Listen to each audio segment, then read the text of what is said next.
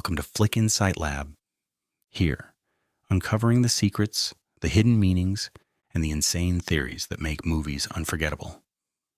From cursed dolls to lost director's cuts, nothing stays buried for long.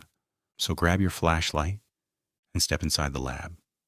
At their core, dolls are supposed to represent innocence, toys for children, smiling faces, frozen in an eternal sweetness. But that's exactly what makes them so terrifying. Those glass eyes that seem to follow you, those fixed smiles, as if they know something you don't. And for decades, cinema has turned that unease into some of the most disturbing icons in horror history. Today, we're diving into 8 horror movies with dolls, stories that'll make you think twice about every toy sitting in your childhood bedroom. Hold on tight, and whatever you do, don't look away. It all begins here, with Annabelle, the most famous haunted doll in modern horror, inspired by a true story, a Raggedy Ann doll from the 1970s, kept by the renowned demonologists Ed and Lorraine Warren. In real life, Annabelle isn't the porcelain-faced nightmare you see in the film. She's just a cute, soft rag doll. But according to the Warrens, she was possessed by a demonic entity pretending to be the spirit of a dead little girl. In the movie, the legend comes alive. A couple receives the doll as a gift, and soon, strange events begin. Objects move on their own, footsteps echo at night, and a demon with black eyes starts to appear. What makes Annabelle so chilling is the helplessness. The doll almost never moves, yet everything terrifying happens around her. She's the perfect symbol of invisible evil hiding in plain sight. And the creepiest part? The real Annabelle still exists today, locked in a glass case at the Warren Museum, blessed by a priest. On the glass, a sign reads, "Warning. Positively do not open." And according to some visitors, those who mocked her never made it out alive. Annabelle might be quiet, but our next doll, she talks back. When you think killer doll, you think Chucky.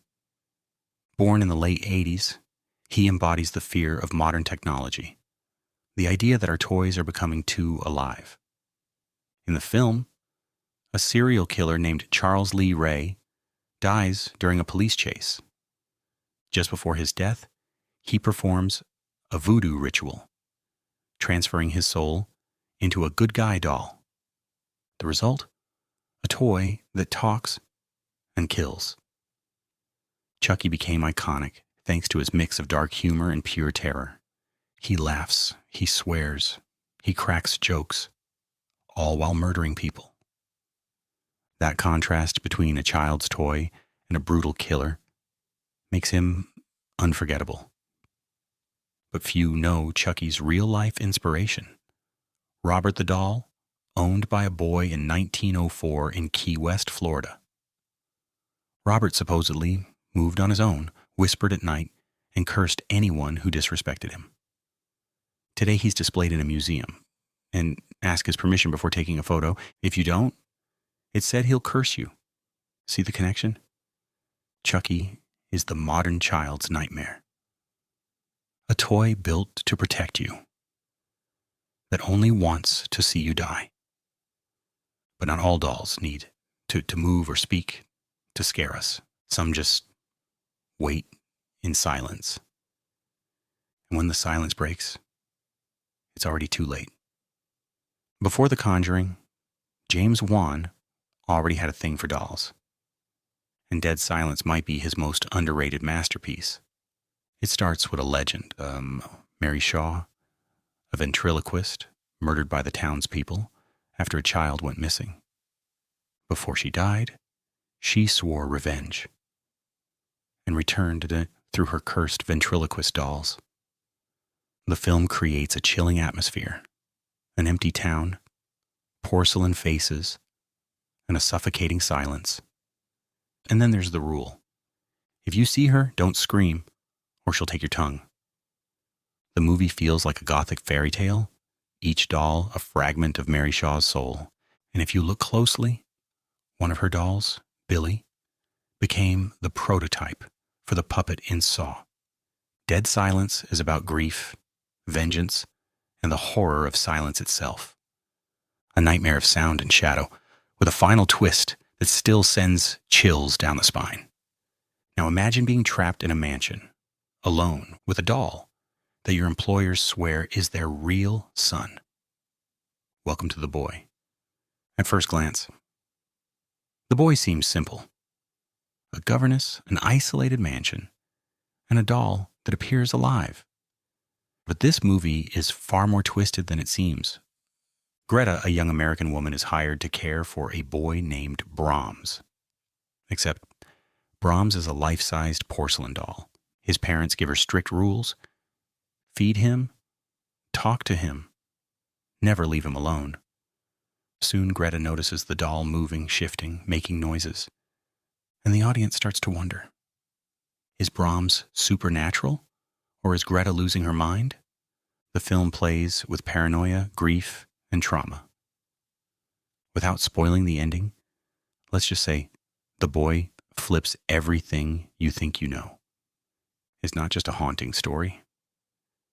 It's about isolation, madness, and family secrets. And that's what makes it terrifying. The real horror isn't the doll. It's what it hides. And speaking of dolls with minds of their own, our next story takes things to a whole new level, where puppets aren't just alive, they're loyal. A cult gem of the 80s, a mix of horror, sci-fi, and the occult. The story follows André Toulon, a puppeteer who discovers an ancient Egyptian ritual that gives life to his dolls. After his death, his creations continue acting on their own, carrying out his will.